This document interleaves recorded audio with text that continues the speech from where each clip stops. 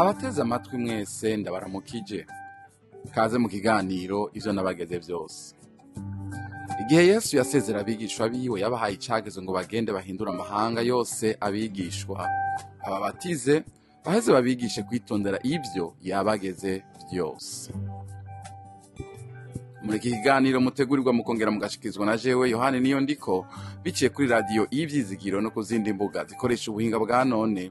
Turigira hamwe kimwe kimwe mu byo Yesu agomba ko tumenya, hanyuma ngo tubigendere bitume dukomeza urugendo rwacu rwo gusa nawe buri munsi.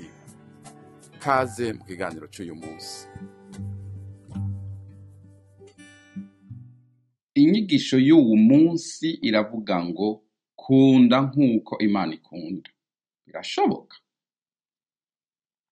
Reka dusome mu Efeso igice 5 duhere ku murongo wa mbere turasoma kugeza ku murongo wa 2.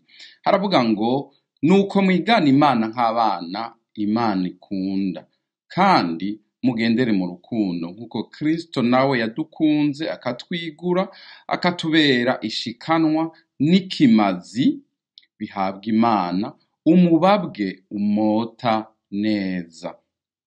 Ijambo ry'Imana riratubwira ko Imana yakunze abari mu isi, yakunze isi, yakunze ivyaremwe byose, cosmos, hanyuma ngo igatanga umwana wayo w'ikinege Yesu Kristo akadupfira ku musaraba, kugira ngo uwumwizera wese ntazapfe rubi, ngo ariko azohabwe ubugingo budashira, ahabwe ubugingo budashira. Aho ni muri Yohana 3 ku murongo wa 16. Imana n'urukundo, kandi ishaka ko abana bayo bose nabo bagendera mu rukundo. Nibwo ijambo ry'Imana Paulo yavuze ngo mwigane Imana nk'abana ikunda, ikintu cyo kwigana Imana. Yesu yaradukunze, Imana yaradukunze, duha Yesu Kristo aratwigura, atubera ishikanwa, ikimazi gihabwa Imana, kugira ngo dukire igihano cari kuri twebwe. Ko Imana ari urukundo rero, abakijijwe bose bakaba bahita bacika abana b'Imana, tuba duhamagarirwa kwigana iyi Mana. Bivuga ngo duhamagarirwa kugira urukundo, kuko Imana nayo ari urukundo. Kugendera mu rukundo nico duhamagarirwa. Ugiye ku rugero mbere rukurikira, ko turi abana b'Imana bivuga ngo dufise akamere k'Imana. Ugukundana kwacu niyo kamere kacu, twebwe abagizwe abana b'Imana n'ukwizera Yesu Kristo umukiza wacu.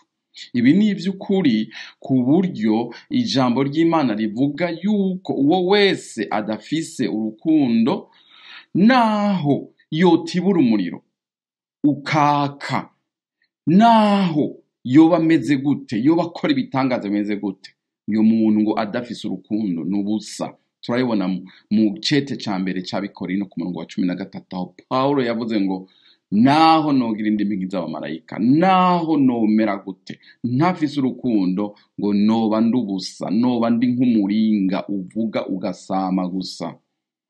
Urukundo ni ikintu kidasanzwe, ni ikintu ca mbere ca nkenegwa. Imana idufashe cyane. Wombaza uti mbega abatakijwe ntibakundana? Urakoze kumbaza ico kibazo, kandi ni ikibazo ciza.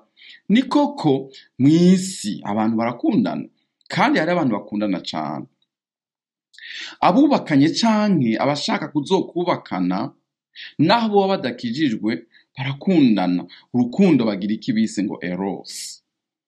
Abavukana kandi nabo barakundana. Urukundo abagira iki bise ngo ni filos. Hari urukundo ruri naturel, urukundo rwa kame hagati y'abana n'abavyeyi. Izi nkundo ko ari zibiri, eros na filos, uziravye neza ziba zifise ico zihagazeko, ziba zifise ico zihagazeko. Ariko hari urundi rukundo abagira iki bita ngo filautia. Uru rukundo n'urukundo bavuga ngo n'urwa rukundo rwo kwikunda. Umuntu yikunda ari kwikwegera ko jewe ivyanje ahanye, jewe nabanje gusa umwanya wose ni jewe ari kwiraba gusa. Urundi rukundo ari rwo ruhambaye, urukundo Imana yadukunze, Imana ikunda, urukundo bitse agape, ni urukundo ataco ruhagazeko na kimwe, ntaco ruhagazeko, ni urukundo ruri selfless, ntigwikunda haba na gatoya, ntaco ruhagazeko. Imana nigo rukundo yadukunze, yadukunze tutari dukunditse, yadukunze tutari tubibereye. Imana ihimbazwe cane. Ijambo ry'Imana rero rihaye riduhamagarira kwigana Imana, kwigana Imana, dukunde nk'uko Imana ikunze ataciravye. Imana, Bibiliya tubwira ngo aho twari tukiri abanyabyaha, twishwe n'ivyaha, ngo Imana yaradukunze, yatugiranye bazima na Kristo Yesu, nta na kimwe yafatiyeko. Urukundo rwayo nuko rumeze, agape nuko rumeze. Ubwo rero abagenzi twita mbere ngo pfamfe bonanigwa kwigurana canke ngo umwe apfire uwundi, Yesu wewe yaratwigutse. Ubwo abubakanye bonanigwa kwigurana, umwe ngo yigure uwundi, ngo umwe yemere gupfira uwundi, Yesu wewe yaratwiguze aradupfira. Kandi rero kuko dufise akamere k'Imana, Imana ikaba ari urukundo, natwe turi urukundo. Imana niyo nyene itubashisha kuyigana tukagira urukundo nkayo. Abadakijijwe, abataravuka ubwa kabiri, bashobora kuboneka nkaho umenga barakundana, ariko usanga ari vya bindi impa nanje nzoguha. Abadakijijwe, abo bataravuka ubwa kabiri, barashobora kuboneka nkaho bakundana, ariko kandi ugasanga ni vya bindi ndaguhaye kubera nawe warampaye, nisekura ungurane, utampaye nanje jo sinzoguha, utaje ku rubanza rwanje nanje sinzoza ku rubanza rwawe, ntiwaje gihe nabura mama canke nabura data canke nabura uwo tuvukana nanje sinzoza.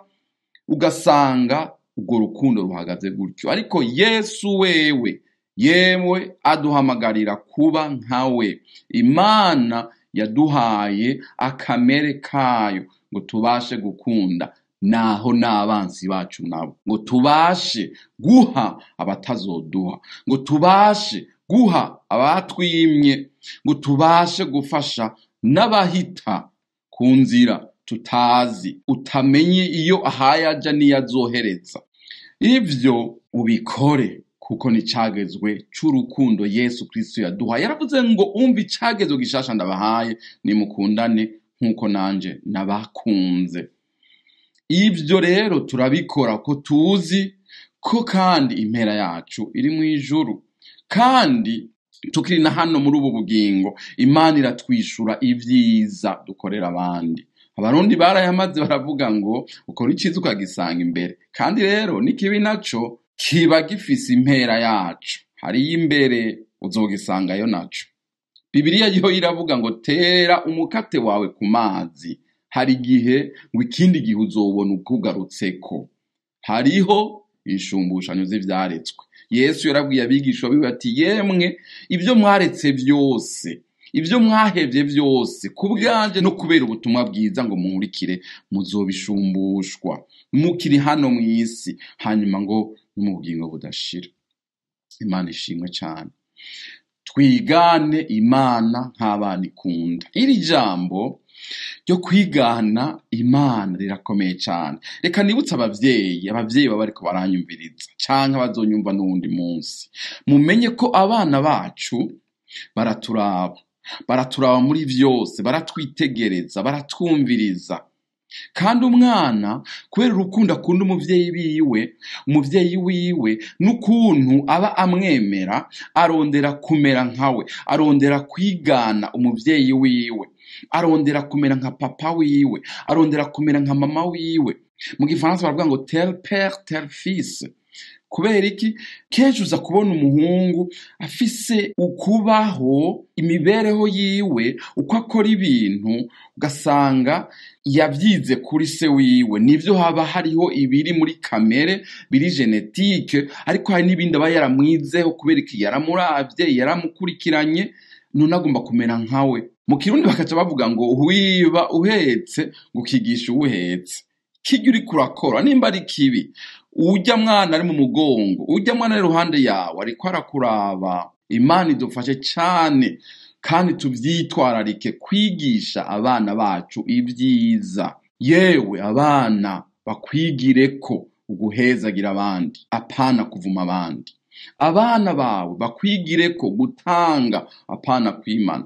Abana bacu batwigireko guca bugufi, apana ubwibone. Abana bacu batubone, bakubone ingene ukunda Imana, ingene usenga Imana, ingene uca bugufiya, ingene usoma Bibiliya, ingene uyikunda, ingene uyishira mu ngiro, ingene ubaho ubuzima nk'ubwo Bibiliya itubwira, ubwo Bibiliya itwigisha. Ejo nabo bazorondera kumera nkawe. Imana idufashe cane. Reka nsozerere kuri uyu murongo uvuga ngo Imana yaradutoranije muri Kristo Yesu intango y'isi itarashigwaho, kugira ngo tube abera tutagira agasembwa imbere yayo, turi mu rukundo. Abizera turi ivyaremwe vy'urukundo. Aya n'amajambo ari mu Banyefeso igice ca mbere ku murongo wa 4. Nashaka ngo ngutere intege rero, yewe uri kuranyumviriza, birashoboka, urashobora gukora kirya kintu cananiye abandi, kirya kintu ciza abandi cabananiye badakora. Ntibagikora ngo siko babona ko ari ciza, ariko kumbure ntibofasha urya muntu kubera ntabereye gufashwa, ntibohezagira urya muntu kubera nawe ntahezagira abandi. Urya aravumana ntibomuhezagira, ahubwo nawe akwiye kuvumwa. Urya n'ikivume, urya ameze gutya. Wewe urashobora kubikora kuko uri caremwe gishasha, kandi uri umwana w'Imana, ufise kamere k'Imana. La nature office identité yiwawe nanje ko twakiriye Yesu Kristo turi abana b'Imana. Rero haguruka, kora kirya abandi banka gukora.